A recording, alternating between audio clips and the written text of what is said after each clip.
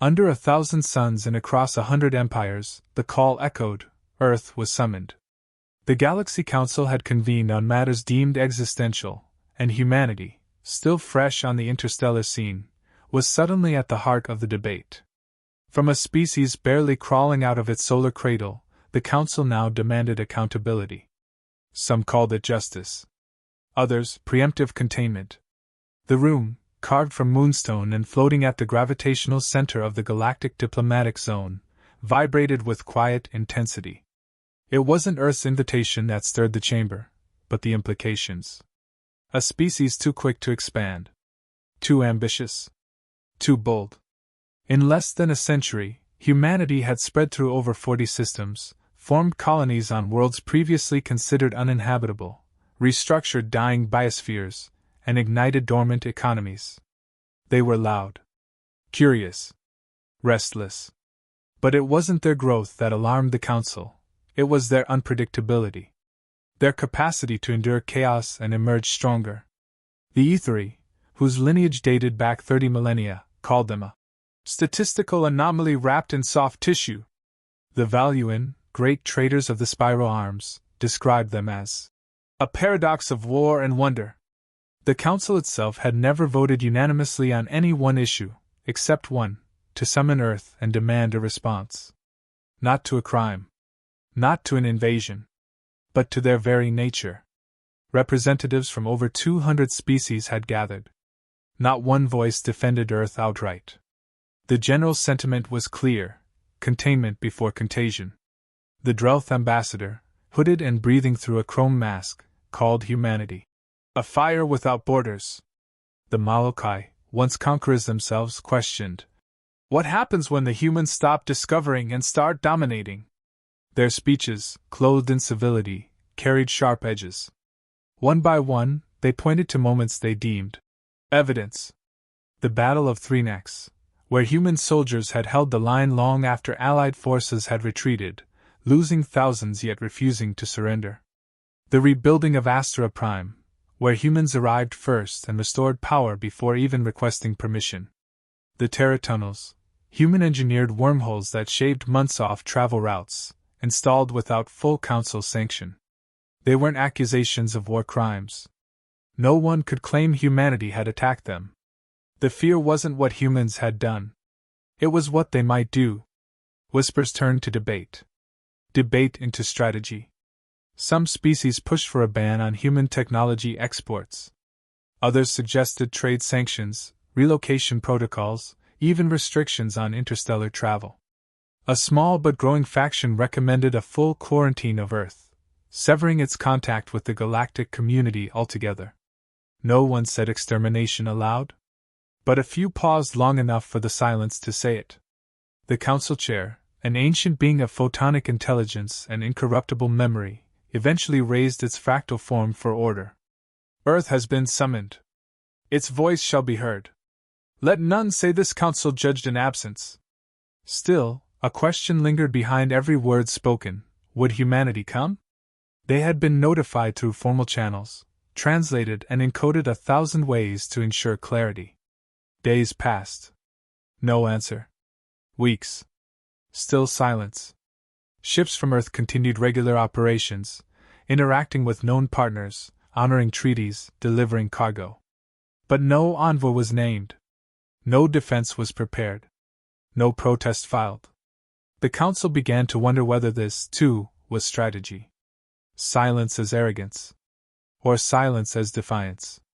And then, at the appointed hour, a single vessel entered orbit above the Council moon. Not a dreadnought.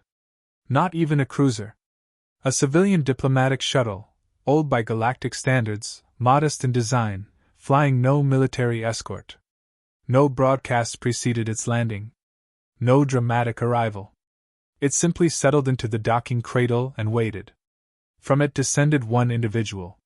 Not clad in ceremonial armor or diplomatic robes. Not flanked by aides or translators. Just a woman in a clean black suit, eyes scanning the hall as if she had studied it 1,000 times. Dr. Ilara Voss. Historian. Civilian. Unknown to nearly all. The Council's first reaction was collective confusion. Who sends a historian to answer an existential indictment? Who responds to fear with facts? She walked calmly to the central podium, saying nothing. She nodded when addressed, offered no documents, no opening statement. She was not the vision of humanity they expected, no generals, no presidents, no martyrs. Just one mind against many. Counselors began again, this time in her presence. More pointed now. Less restrained. They asked not just about her role, but her qualifications. Do you speak for Earth? One demanded. She nodded once. Are you armed? No. Are you authorized? Yes. You come alone? Yes. And do you understand why you are here? A pause. Then, I do. With that, the floor opened again to speeches. Some were enraged by her simplicity. Others intrigued.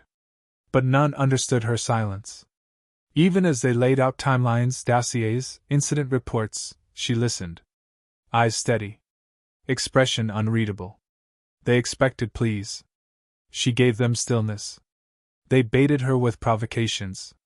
She offered no defense. To them, this was madness. To humans, this was clarity. What the council hadn't realized, what they never imagined, was that Earth didn't need to speak first. It needed to listen. In silence, they revealed more than any argument would. In their fear, they confessed their awe. By the time the final accusation had been made, the mood had shifted. Not in favor of Earth, but away from certainty. The Drelth began to hesitate in their vitriol. The Kryvax blinked longer than normal. The Varnines scratched their skin membranes in thought. The council chair turned again to the podium. Earth, it said, you have heard the galaxy's concerns.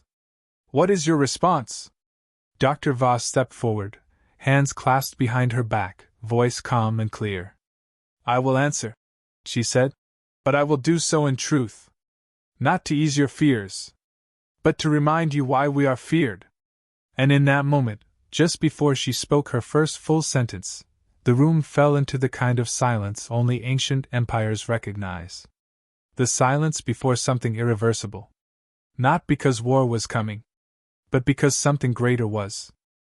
She stood before them, Dr. Ilara Voss, human, historian, unarmed, unguarded. The single envoy from a species the galaxy could neither categorize nor control.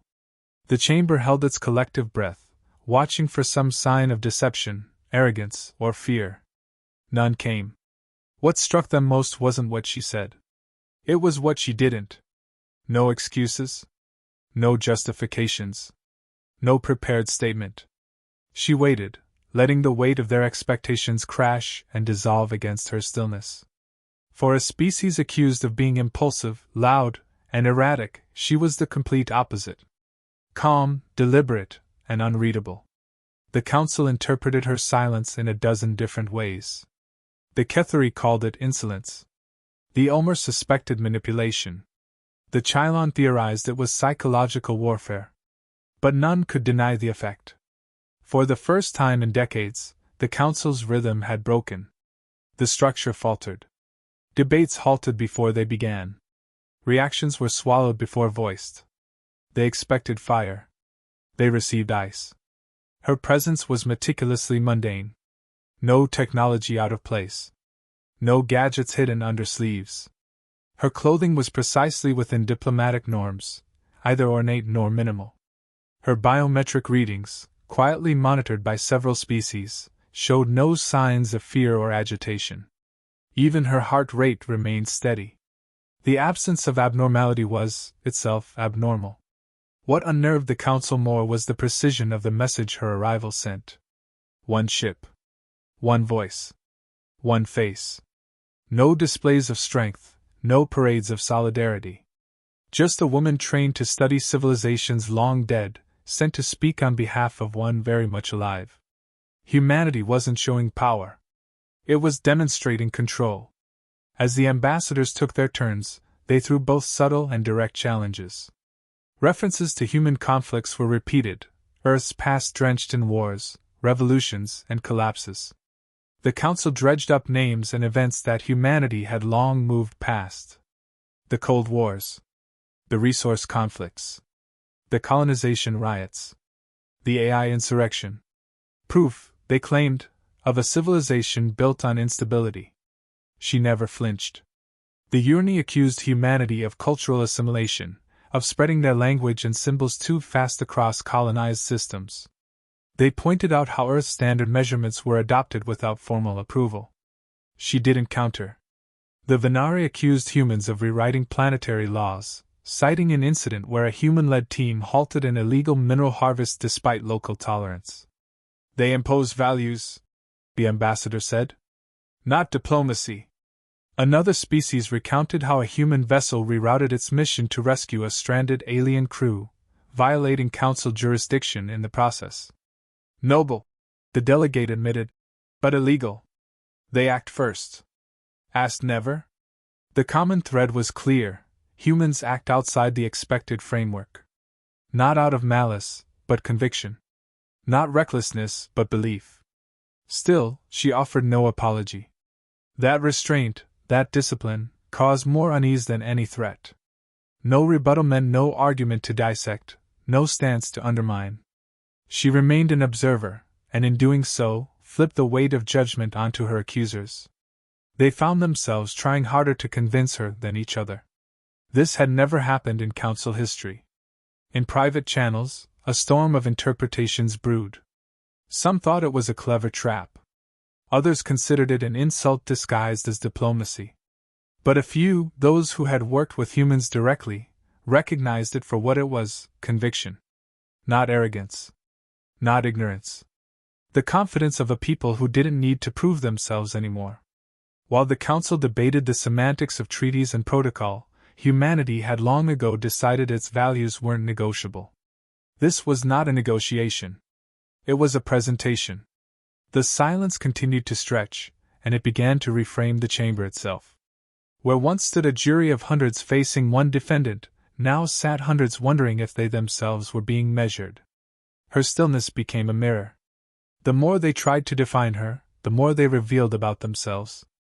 The most ancient of the attending species, the Savari, sent a single line through private channels. "We are not prepared for their kind." It was not shared publicly. But several council members received it. And none responded. The data collected from her vitals was quietly reanalyzed. Her heart rate hadn't merely been steady. It had lowered, fraction by fraction, as the hours passed. Her temperature had normalized despite the environmental differences. Where most beings would exhibit elevated stress markers under such scrutiny, hers aligned closer to a meditative state. One ambassador, frustrated, posed a direct question. "Why do you not defend yourselves? Do you accept our concerns as truth?" She looked at him only briefly, then away. It wasn't a dismissal. It was detachment. She would answer, but only when it mattered. And not to entertain rhetoric. By the 7th hour, even the most vocal critics had grown tired of repeating themselves. Without opposition, their speeches lost impact. What they began to realize, slowly, and then all at once, was that this wasn't a courtroom. It was a stage. And they had been the ones performing. The longer she stayed silent, the more clearly the council saw themselves, frightened of what they couldn't control, desperate to hold on to an order that no longer served its purpose. Their accusations became echoes. Their power felt ceremonial. When the final speaker finished, and the council chair once again addressed her, the chamber felt changed. Not in lighting or temperature, but in gravity, metaphorical, but palpable. She had reshaped the moment without uttering a single complete sentence. "You have heard their charges," the chair said. "You may speak." She stepped forward without hesitation. Not rushed. Not hesitant. Measured. Certain. Her first words, quiet but unmistakable, were not a defense, but a declaration. "I do not dispute your concerns," she said. "But I question the lens through which you view us." In that instant, the silence she had carried was revealed not as absence, but preparation. Every second she had spent listening was time sharpening the truth. The council expected answers. What they would receive instead was understanding, delivered not in pleas, but precision. And for the first time, The assembled representatives understood that they had not summoned a species unsure of its place. They had invited one that already knew it. I question the lens through which you view us. Her words didn't rise in volume, but the effect was seismic. Dozens of diplomats leaned in. Sensors adjusted. Language modules engaged. In those 8 words, Dr. Alara Voss shifted the balance of the entire chamber. You fear us not because of what we've done, she continued, voice clear, unwavering. You fear us because we didn't follow your script. We didn't ask permission to survive. We didn't apologize for growing. There was no emotion in her tone. No triumph, no resentment. Just facts laid bare. You call us a fire. But fire brings heat in winter. It sterilizes plague. It clears decay to make room for growth. What you fear is not destruction. You fear the loss of your monopoly on order. She glanced across the chamber, making eye contact with no one and everyone. Her delivery was surgical. For thousands of cycles, this council has defined peace as silence, order as obedience, safety as stagnation. That is not peace. That is sedation. That is managed decline. And humanity does not consent to decline. A ripple of discomfort spread through the delegates. The council was used to deference. She offered none. Not because she challenged their authority, but because she didn't recognize its relevance. You call us invasive because we adapt. You call us dangerous because we learn too quickly. But what you call danger we call life. We have no myths of perfection. No illusions of stasis. Every generation of humans inherits chaos and turns it into structure, only to break it again when it no longer serves. That is our nature. The Kryvax ambassador transmitted a private objection, noting the lack of humility. The chair ignored it. Protocol now belonged to her. You speak of the Battle of Three Necks.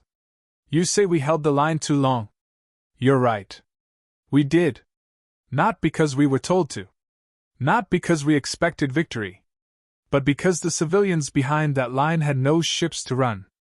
They had no vote in this council. So we gave them time. You call that reckless. We call that loyalty. A pause. Calculated. Brief. You mention Astra Prime. You say we restored power before asking permission. We did. Because your protocols delayed the approval process by 19 days. We didn't restore that grid for credit. We did it because your children were freezing in the dark. Several species began quiet conversations among themselves. Not rebuttals. Not outrage. Just processing. You mention our wormholes, the Terra tunnels. You say they bypassed regulation. That's true. They also reduced famine in 6 sectors, tripled access to medical trade, and cut piracy routes by 40%. We didn't wait because waiting would have cost lives. You call that a violation. We call it responsibility. Now she moved. Slowly. Intentionally. Her presence was no longer passive. The council could feel it. She wasn't just responding, she was dissecting them. You fear our unpredictability. But we are not unpredictable. We are consistent, relentlessly. When faced with collapse, we build. When confronted with injustice, we resist. When abandoned, we endure. You fear we will not obey. You're right. We obey only what we believe to be just. The E3, silent until now, activated their delegation node and broadcast a single question. If all species acted as you do, would the galaxy survive? Voss answered instantly. If all species acted as we do, the galaxy would evolve. Not comfortably. Not uniformly. But it would move forward. Which is more than can be said for stagnation cloaked in tradition. Another ripple. This one sharper. You look at us and see contradiction. War and mercy. Innovation and rebellion. Discipline and chaos. But that's because you mistake contradiction for complexity. You assume unity means uniformity.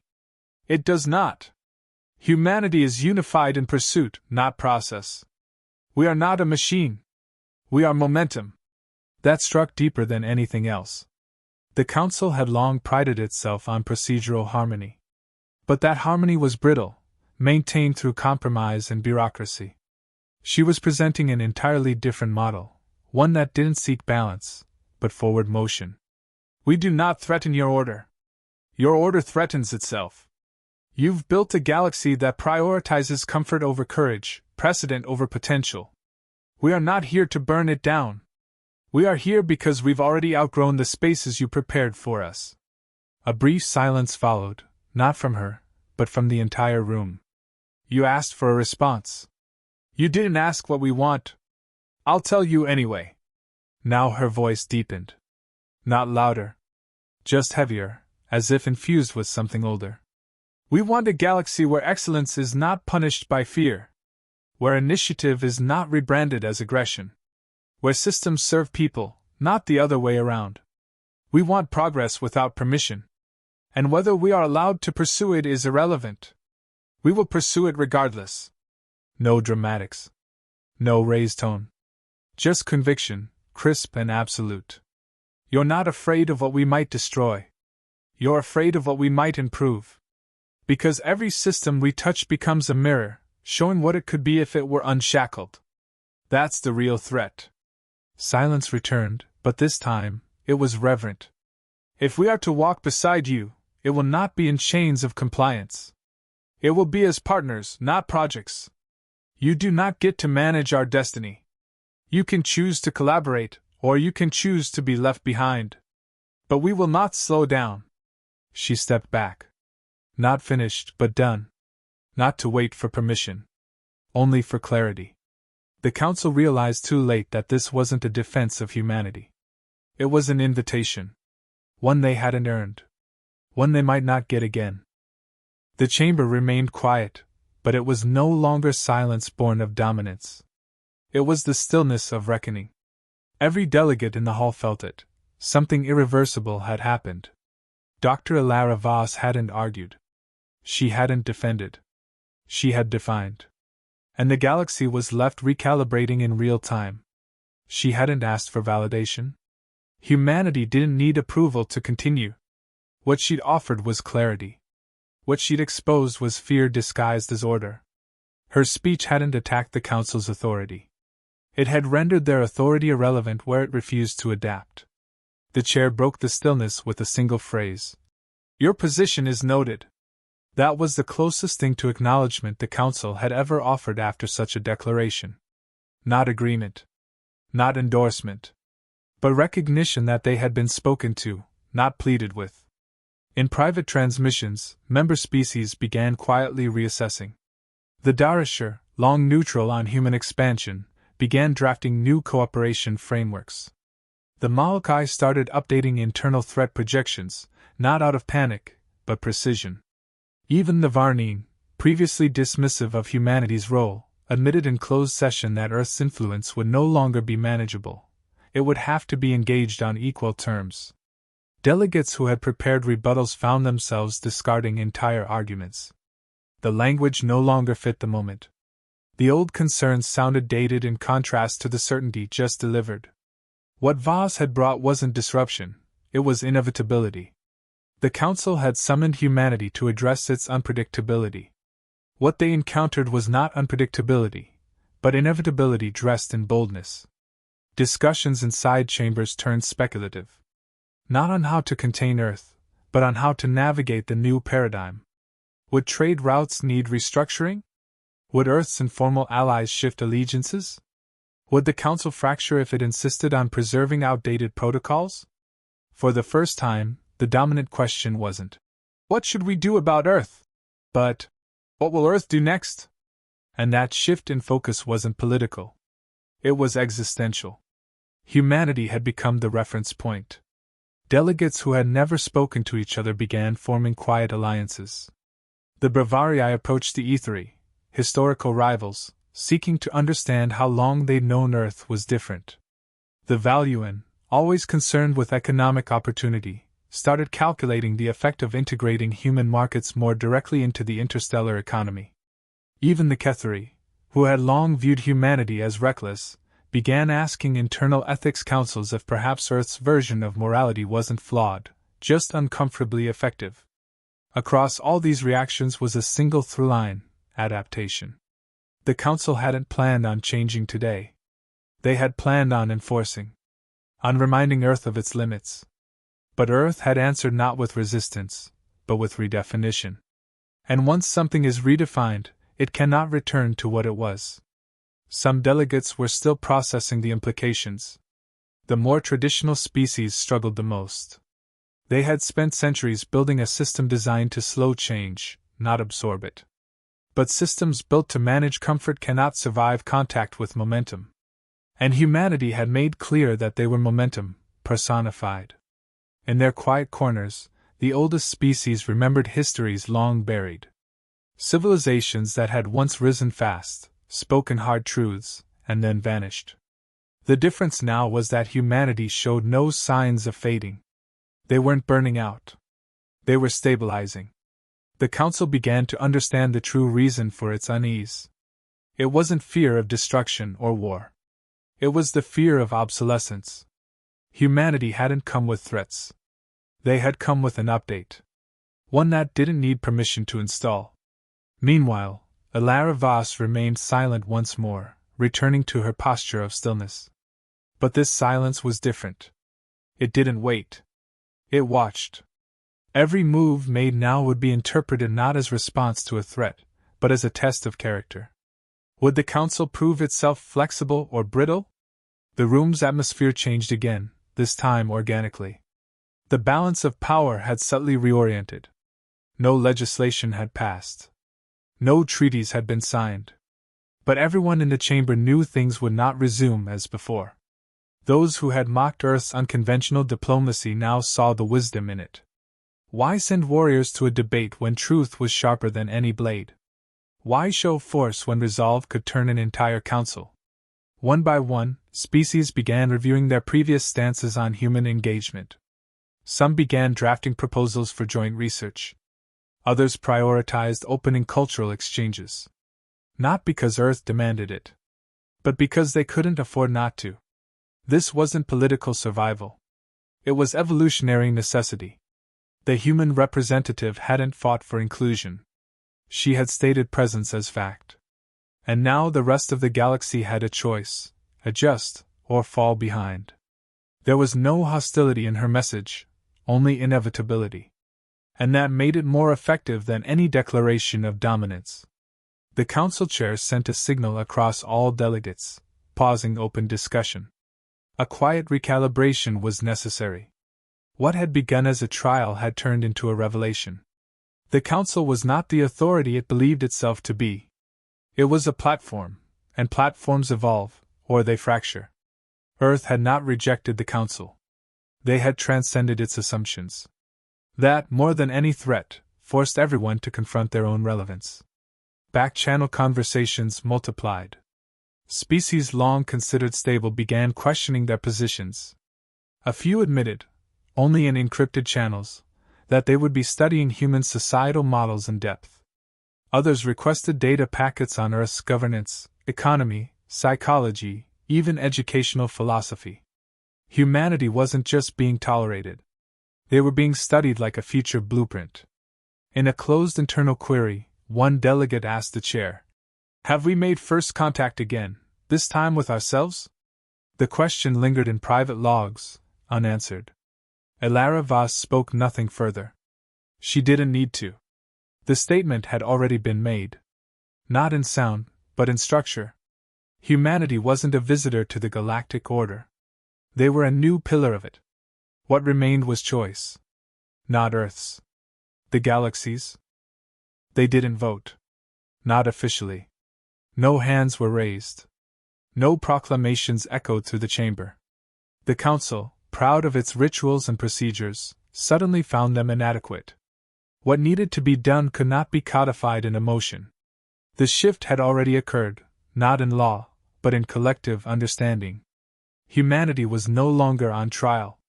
They were the baseline against which all others were being measured.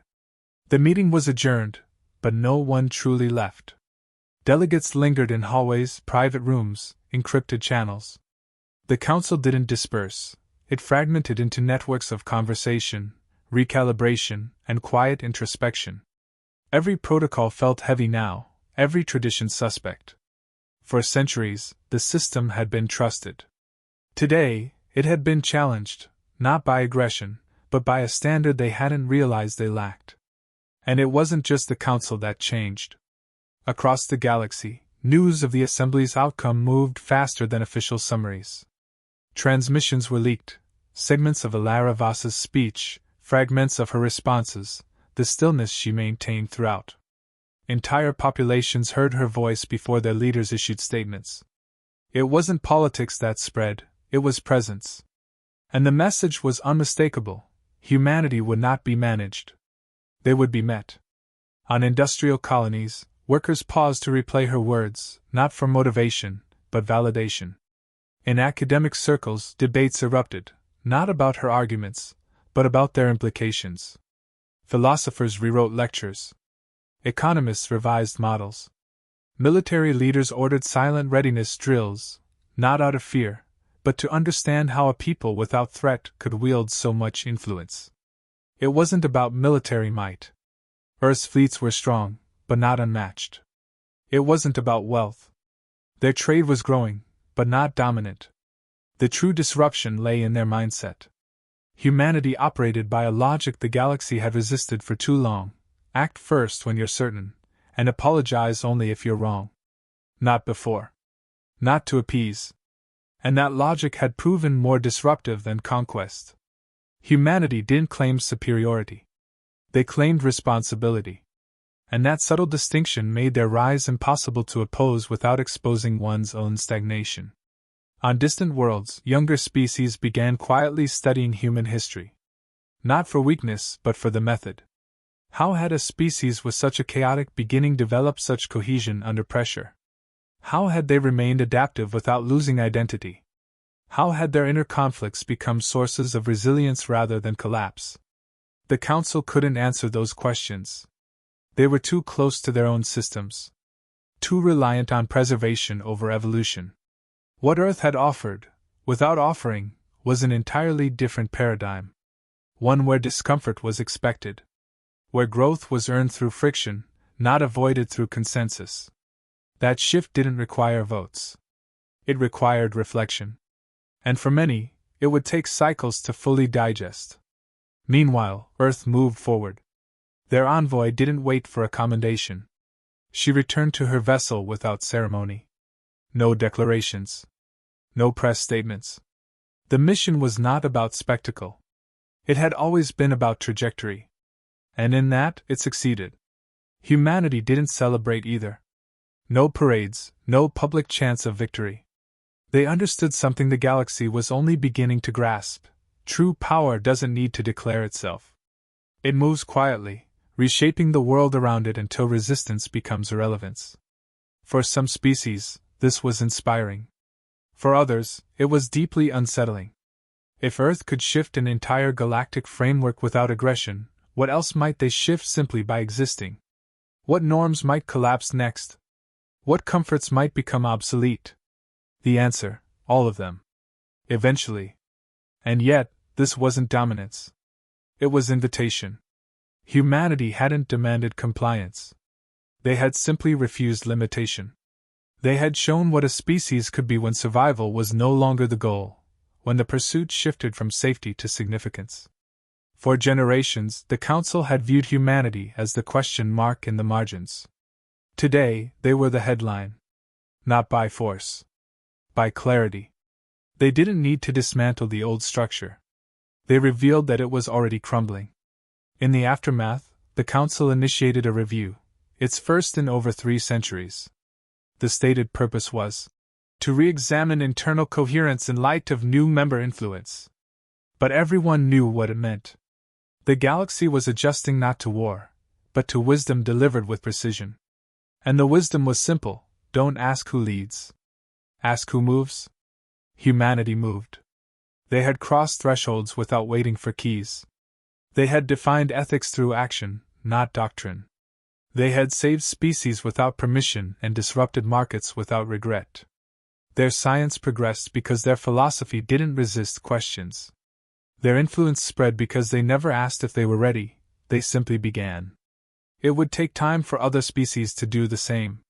To unlearn complacency. To detach identity from hierarchy. But they would try. Because once momentum enters the system, stillness becomes unbearable. Elara Vos returned to Earth in silence, but with every system aware of her name. Not because she claimed power, but because she reminded them what it looked like when used responsibly. Her report to Earth's Council was short. The Council has heard us. They may not agree, but they understand. The path forward is open. We don't need permission to walk it. No celebration followed. Only continuation. Because humanity was never seeking applause. They were building a future. And now, finally, the galaxy had noticed.